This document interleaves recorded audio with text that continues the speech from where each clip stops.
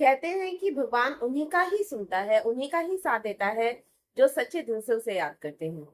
भगवान सिर्फ सच्चा मन देखते हैं, सच्ची नीयत देखते हैं और सच्चा दिल देखते हैं, और तभी भगवान आपके साथ चलते हैं।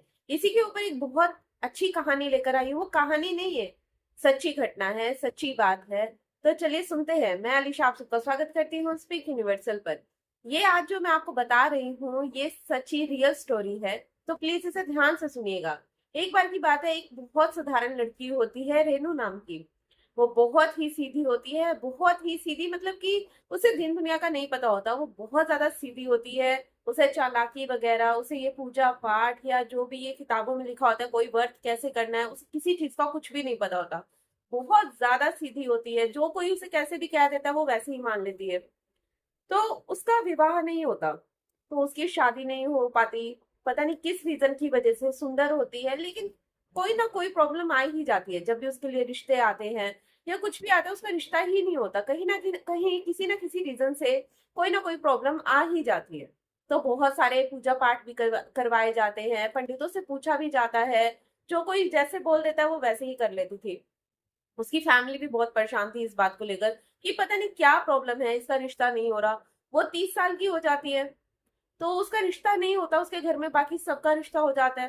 तो फैमिली वालों को टेंशन तो होगी। सब बहुत परेशान होते हैं, बहुत ज्यादा परेशान होते हैं।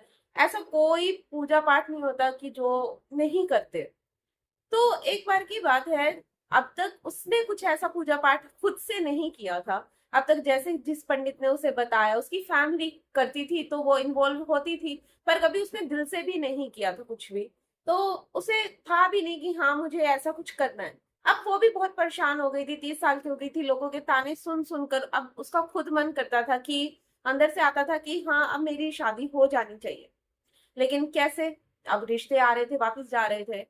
अब वो बैठ कर, साफ दिल की होती है तो अपने अंदर से ही बोलती है, भगवान से बातें करने लग जाती है कि मेरी जल्दी से शादी हो जाए, ऐसा क्या प्रॉब्लम आ रही है। तो ऐसे ही बैठे बैठे बातें करने लग जाती है। कई दिन हो जाते हैं उसे ऐसे ही बातें करते हुए। उसके घर वाले भी देखने लग जाते हैं कि वो अकेले में बोलती है, क्या हो गया। कोई कहता है कि वो पागल हो गई है, तो कोई कुछ कहता था। लेकिन वो अपने भगवान से अकेले में बातें करती थी, कि जैसे आमने सामने बैठकर बात करते हैं ना, वो ऐसे बातें करने लग गई थी। उनसे अपने मन की बातें शेयर करने लग गई थी। तो अचानक से क्या होता है कि एक बार ऐसे ही गांव की कुछ औरतें मिलकर बातें करते हैं जैसे आपस में। तो वो मंदिर में जा रही होती है, तो रास्ते में कुछ औरतें ऐसी बातें कर रही होती है कि 16 सोमवार के व्रत रखने से शादी हो जाती है, एक अच्छा पति मिलता है, जल्दी रिश्ते आ जाते हैं। अब उसने सिर्फ इतनी सी बात सुनी कि 16 सोमवार के व्रत रखने से शादी हो जाती है। इसके अलावा उसने कुछ भी नहीं सुना। तो वो ये बात अपने माइंड में बिठा लेती है कि मुझे अब 16 सोमवार के व्रत रखने हैं। तो वो 16 सोमवार के व्रत रखने का अपने मन में बिठा लेती है। तो जैसे ही मंदिर जाती है, वहां पर पंडित जी से पूछती है कि पंडित जी 16 सोमवार के व्रत क्या होते हैं। तो पंडित जी कहते हैं कि ये ना मीठे के व्रत होते हैं, अगर तुम्हें रिश्ते के लिए रखना है तो तुम मीठे के व्रत रख सकते हो, 16 सोमवार रखने हैं तो तुम मीठे के व्रत रख लो। बस इतना ही सुनती है। उसके बाद ना वो पंडित जी की कोई बात सुनती, ना वो कुछ कहती, बस इतनी बात सुनती है और वापिस आ जाती है। घर आकर अपनी मम्मी को भी, किसी को कुछ नहीं बताती, किसी को कुछ नहीं बताती। बस अपने मन में ठान लेती है कि मुझे 16 सोमवार के व्रत रखने हैं। जैसे ही सोमवार आता है तो वो कुछ भी नहीं खाती, कुछ भी नहीं खाती, सिर्फ और सिर्फ मीठा खाती है। सुबह उठते ही वो मीठा खाती है, दोपहर में मीठा खाती है, रात को मीठा खाती है। सारा दिन मीठा मीठा मीठा खाती रहती है। ना उसने ये पूछा कि कितनी बार खाना है मीठा, ना उसने ये पूछा कि मीठे में क्या खाना है। बस उसने इतना सुना था कि मुझे 16 सोमवार के व्रत रखने हैं और सोमवार को सिर्फ और सिर्फ मुझे मीठा खाना है। वो पूरा दिन खाती रहती है, खाती रहती है, बस नमक नहीं खाती, सिर्फ मीठा खाती है, सिर्फ मीठा। और ये बात वो घर में किसी को भी नहीं बताती, किसी को नहीं बताती कि मुझे, मैं कुछ कर रही हूँ या सोमवार के व्रत रख रही हूँ। किसी से कोई बात शेयर ही नहीं करती, क्योंकि उसके मन में एक डर होता है कि इतने उपाय मम्मी वैसे भी कर चुकी है, पता नहीं ये भी लगेगा ये नहीं लगेगा। तो वो अपना सीधे मन से, और शाम को वो ऐसी बातें भी करती थी, डेली करती थी भगवान से, जैसे आमने सामने बैठकर करते हैं। साफ मन की होती है, बहुत ज्यादा साफ होती है, कोई चालाकी नहीं होती। तो वो ऐसे ही करके 16 सोमवार पूरे कर लेती है।